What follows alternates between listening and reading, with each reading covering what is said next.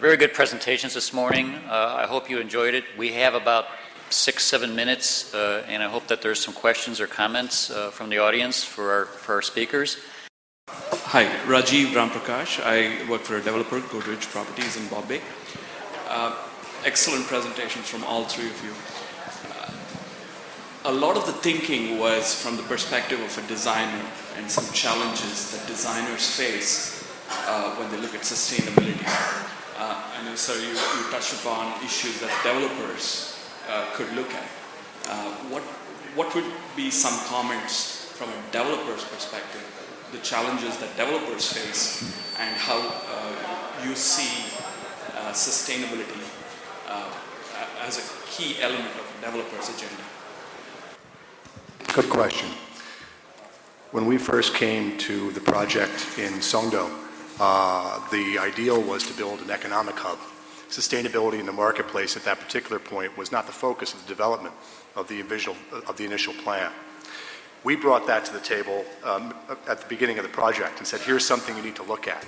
But what we found from a development perspective is that until the marketplace started to adopt the need to have sustainable design and development, the project wasn't pulled along like that bear who's coming down the stairs.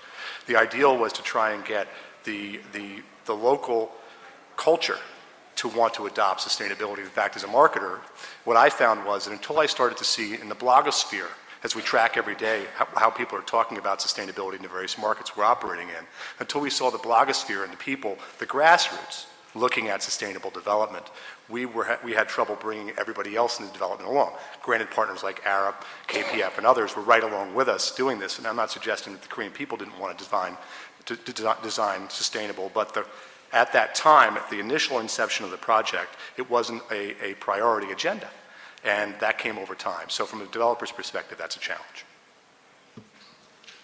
Hi. Hello. I'm Tapan Mujumdar from ITC.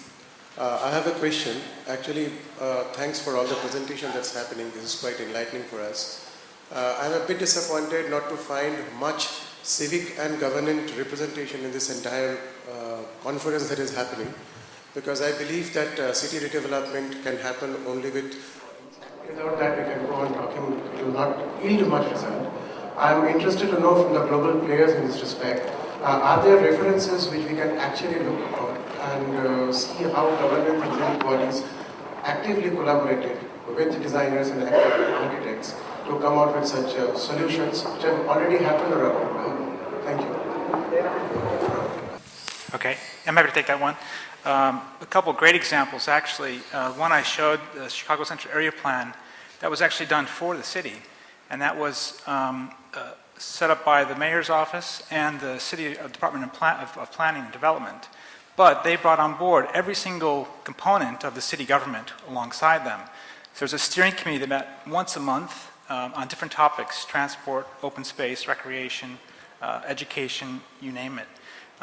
Then there was a separate task force that came out of the steering committee, and the task force were combined not only with architects, landscape architects, planners, but also local developers. So it was a combination, because we were looking at sites that were very, very touchy, private development ownership of certain sites that we were saying you could build there, that should be a park. So it was a real great collaboration actually between the city government, professionals, and also the private sector development industry. And that was proved very successful, and everyone signed up to it, and that's the plan that's now going forward, and it's also led to new zoning reform in Chicago with new bonuses that can be given to developers if they achieve some of these things that the plan has created.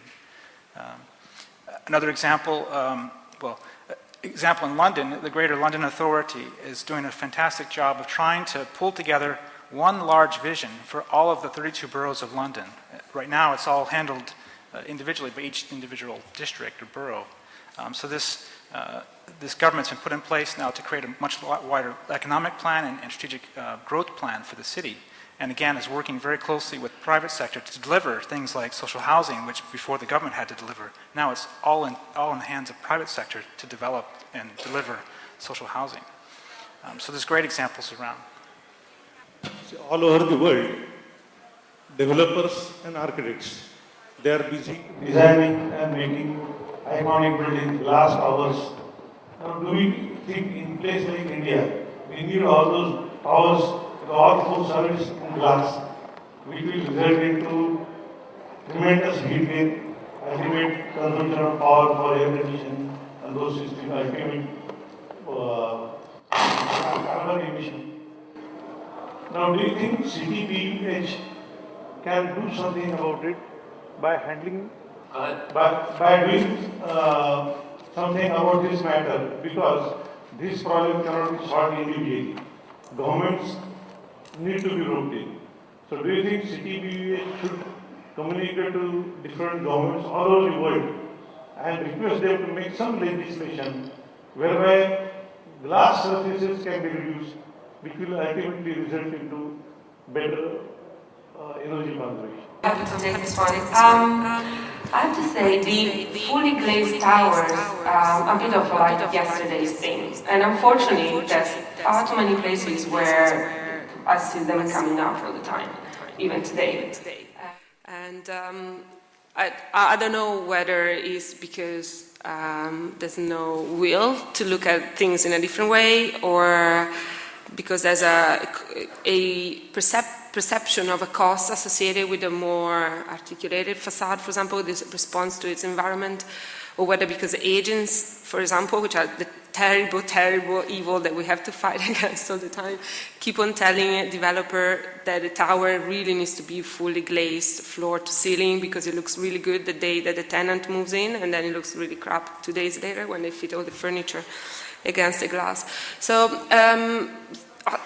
we need to move on really fast from the traditional fully glazed tower. And as you say, it's not a model. It has never been a model that would have worked, even where we built them. And there's a lot of examples where facades get much more responsive to the environments. You start seeing finally office towers oriented themselves towards the correct orientation and try to minimize east and west solar penetration and maximize, for example, north views and daylight. So there's a trend. It's a bit too slow. It should be much faster because it can be done, it's possible, and it should be done. And there's a lot of great architects that already do that. So I don't see that as a model for India, especially with an environment that's so extreme like here. Okay, we'll take one more question. Yes. Name is Professor Madhav Devbhakta, Emeritus Professor at Rizvi College of Architecture. I want to compliment Francesca for bringing forward issues which normally are not spoken about, especially governance and gender issues, and I would add problems of senior citizens and physically challenged. Somebody asked about the governance, and the statutory bodies are not fully represented here. But we architects and professionals need to wake up, come together, and make these people deliver what they promise. And in our own small way, we have been doing it and we have succeeded in cleaning our community cleaner. I want to ask her and other panelists as to how we are capable of designing, solving issues, or how can we get politicians and bureaucrats to listen to us and deliver what is really in the interest of common man. Thank you. That's $1 million question, or 20 million rupees question. Yeah, engaging with the politicians is not easy. I was trying to touch on it, and I know it's really abstract what I said, but if you come forward with a framework which is based on sustainability, you would give the politician not just a way of succeeding and getting reelected, which is ultimately what they want, but a way of delivering your project. And I believe that the way of engaging with politicians is just to show them how strong can sustainability become in terms of their risk management framework.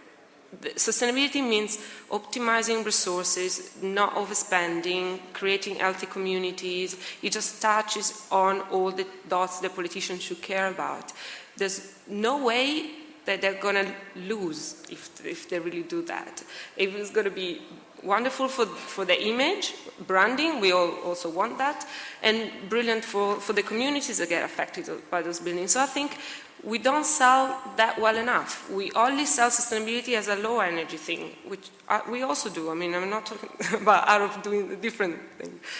And we need to be able to sell the wider image and show the complexity of issues and how sustainability can be the only framework to deliver it. And I'm sure politicians would follow.